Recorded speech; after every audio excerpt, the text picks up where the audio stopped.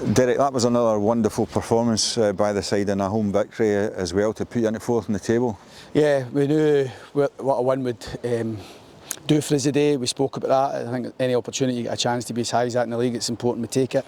The fact that we were at home on the back of a good performance against Livingston, we wanted just to try and get more of the same. I thought two teams playing with the same shape.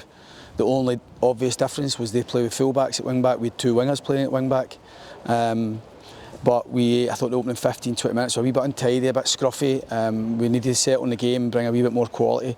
I thought once we engaged with our strikers a wee bit more and managed to get Danny and Matty on the ball a wee bit more, something was happening. Danny wasn't having the best of times out there, but he keeps going. That's what I love about him. He just never stops hiding. He takes never hides, he just keeps taking the ball, and he forced a lot of good moments. His set play delivery was terrific. We should have scored off one or two of our set plays. I was really pleased with the level of delivery and movement, but unfortunately we've no managed to get that all-important first goal. But when it did come, it was no more than we deserved. I thought it was right on the stroke of half-time.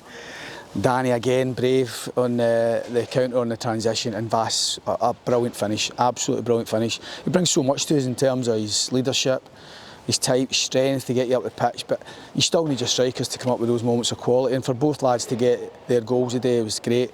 Vass had a wee calf issue this week, didn't train till Friday. Marley's no trained till yesterday, a little groin injury, so it was intentional to try and get Marley off maybe after about an hour, 65 minutes. But I'm glad he managed to get his goal before he did. Aberdeen came out second half, causes a wee concern because, well, a big concern in terms of the fact that they stretched out our back three. They played Duke, touchline on the left, Big Ryan Duncan off the right, and Miofsky through the middle. So it poses a question for us whether we try and negate that. You know, we didn't have the obvious answers on the pitch because normally one of your wing backs would be a full back and they can swing round and negate that and still without changing shape. But we, at that time, we were really dominant.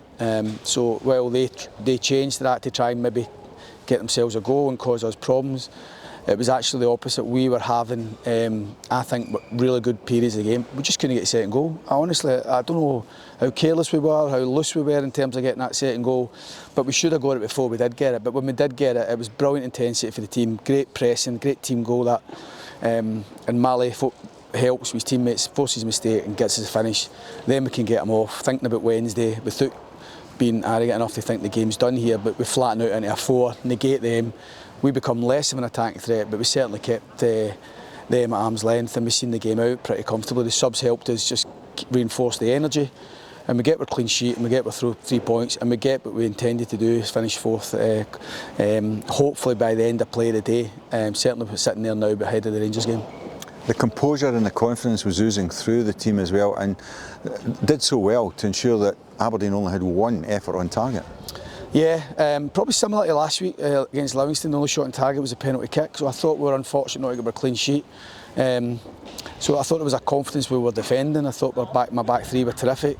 It wasn't without its problems really today because obviously we've lost two important players. You know, Corey from the start, and then Joe Wright at the start of the second half. So there was an adjustment there. But I think it tells you, I think it shows you the quality of the squad. You know, I feel as though this season we've got the answers from the bench to deal with that situation. You know, McInnes out injured, Joe out injured, and then Dab out injured. I felt as though we had the answers on the bench to deal with it. Robbie Dees is ready to come on, does really well, gets the pitch of the game. And while we might be a wee bit tighter in numbers this season in terms of squad, I do feel that there's a quality in the squad that allows us to have the confidence, even ahead of these games, 3 games in 6 days. You know, will test us physically that, but also be able to get a chance to utilise the squad. And hopefully with no additional injuries, we'll see how Joe and Corey are ahead of Wednesday's game. But I'm pleased with where we are at the minute. It's important we try and keep going, try to stay on this winning run. I think any time we go on a winning run, you've got to keep that going as long as you can. Hopefully we can put in a big performance again on Wednesday.